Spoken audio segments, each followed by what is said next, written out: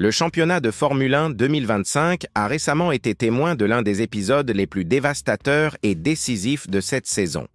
Lando Norris, qui réalisait une série extraordinaire de 3 victoires en 4 courses disputées, a vu ses aspirations au championnat du monde s'effondrer littéralement en flammes pendant le Grand Prix des Pays-Bas.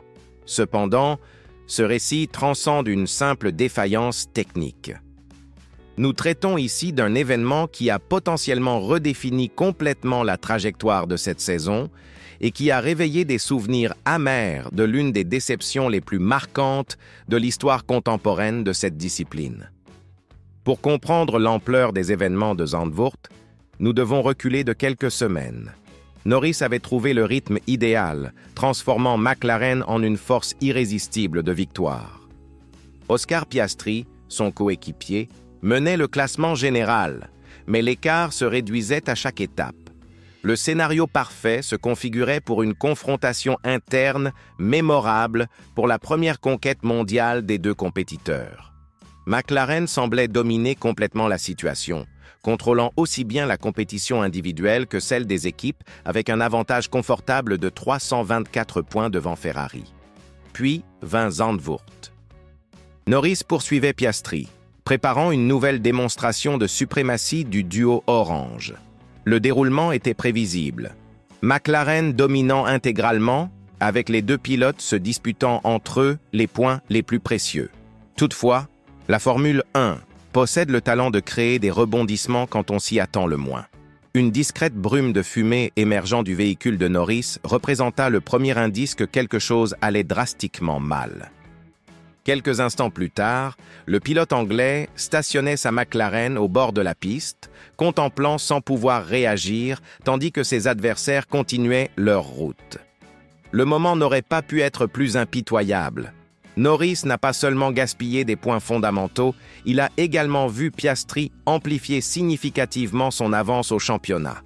La marge, qui devenait progressivement plus petite, a bondi à 34 points alors qu'il ne reste que 9 étapes. Dans une compétition où chaque unité représente une lutte, cette différence symbolise un obstacle colossal à surmonter. 225 points restent disponibles, mais le poids psychologique d'une panne mécanique à un moment aussi crucial peut être dévastateur. Toto Wolff, dirigeant de Mercedes, a suivi la situation avec un mélange de pitié et d'identification. Pour lui, cette vision constituait un déjà-vu angoissant de 2016, quand Lewis Hamilton contrôlait le Grand Prix de Malaisie jusqu'à ce qu'il voie son moteur exploser alors qu'il menait l'épreuve.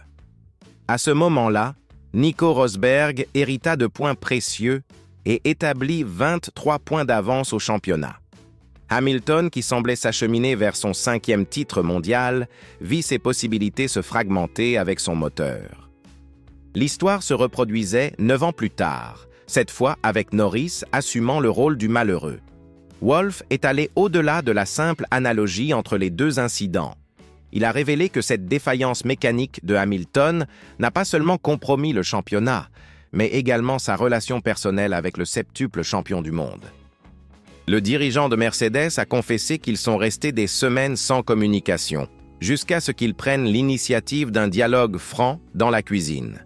Il fut nécessaire d'éclaircir à Hamilton qu'il ne désirait pas une séparation, mais simplement résoudre la situation. Wolff a reconnu qu'il gérerait le dénouement de cette saison de manière différente aujourd'hui, assumant des erreurs dans la gestion de la pression sur ses pilotes. Cette révélation introduit une nouvelle perspective sur ce qui pourrait se passer en interne chez McLaren. Andrea Stella, commandant de l'équipe Orange, a certainement assimilé les erreurs d'autres équipes, mais gérer la déception d'un pilote qui voit ses chances mondiales lui échapper ne constitue pas une tâche simple. Norris, reconnu pour sa maturité et son professionnalisme, affrontera maintenant l'une des plus grandes épreuves psychologiques de sa trajectoire. La question demeure. Réussira-t-il à transformer cette déception en énergie pour une récupération héroïque, ou le poids de la pression sera-t-il excessif? Le panorama se complique davantage lorsque nous examinons le contexte général de cette saison. La fiabilité, qui durant des années fut pratiquement assurée dans la Formule 1 contemporaine, a commencé à révéler quelques fissures inquiétantes. Les moteurs Mercedes, qui équipent de McLaren, Mercedes, Aston Martin et Williams, ont présenté des complications à diverses occasions durant l'année. Kimi Antonelli a abandonné en Espagne, Williams a affronté de multiples difficultés, Fernando Alonso s'est arrêté à Monaco. McLaren était la dernière équipe Mercedes à maintenir un registre impeccable jusqu'à Zandvoort. Wolff a précisé que les problèmes ont été distincts dans chaque équipe, mais il n'a pas pu déterminer si la défaillance de Norris provenait purement du châssis ou du moteur.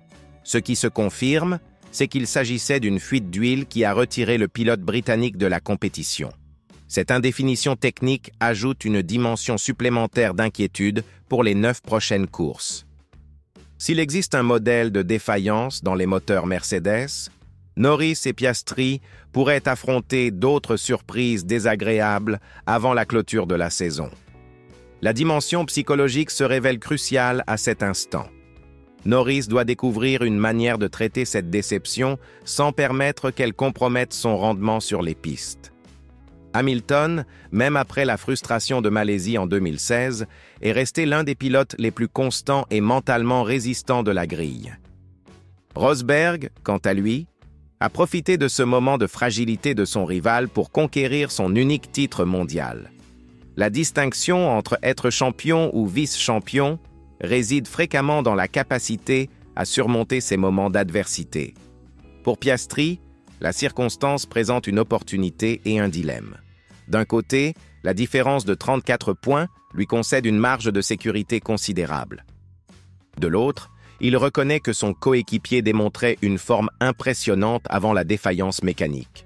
Le pilote australien ne peut se reposer un seul instant, sachant particulièrement que Norris a tout pour revenir encore plus motivé et déterminé. McLaren, en tant qu'organisation, affronte un défi administratif délicat. Ils commandent le championnat des constructeurs avec tranquillité, mais doivent équilibrer les ambitions mondiales de leurs 2 pilotes sans créer un environnement nuisible en interne. L'histoire de la Formule 1 est remplie d'équipes qui se sont effondrées lorsque 2 coéquipiers disputaient le titre. McLaren de 2007 avec Hamilton et Fernando Alonso exemplifie comment la tension interne peut ruiner une saison prometteuse. Ce qui rend ce moment encore plus relevant est le fait que tant Piastri que Norris recherchent leur premier titre mondial. Il n'existe pas le poids de conquêtes antérieures ou la pression de préserver un héritage. C'est une pure soif de victoire, ce qui peut rendre la bataille encore plus intense et imprévisible. Tous 2 reconnaissent que cela pourrait être l'opportunité de leur vie, et des chances comme celle-ci ne surgissent pas tous les ans en Formule 1. Les 9 prochaines courses ne représenteront pas uniquement une dispute pour des points, mais un test de personnalité, de résistance et de maturité. Norris devra démontrer qu'il peut se remettre d'un coup dévastateur, tandis que Piastri devra prouver qu'il peut soutenir la pression de mener un championnat mondial. Pour les admirateurs de la Formule 1, cela promet une fin de saison absolument émouvante. La défaillance mécanique de Zandvoort peut avoir altéré les chiffres du championnat, mais n'a pas déterminé le champion. Il reste encore 225 points en dispute, et en Formule 1, comme Toto Wolff le comprend bien, tout résultat peut survenir. La question demeure. Norris réussira-t-il à convertir cette déception en détermination, ou assisterons-nous à Piastri consolidant son chemin vers le titre? Une certitude existe. Après ce que nous avons témoigné à Zandvoort, ce championnat est devenu encore plus imprévisible et fascinant. Et vous, croyez-vous que Norris possède encore des chances réelles de récupérer ses 34 points? Partagez votre opinion dans les commentaires et n'oubliez pas de vous abonner à la chaîne pour ne manquer aucun détail de cette bataille épique pour le titre mondial de Formule 1 2025.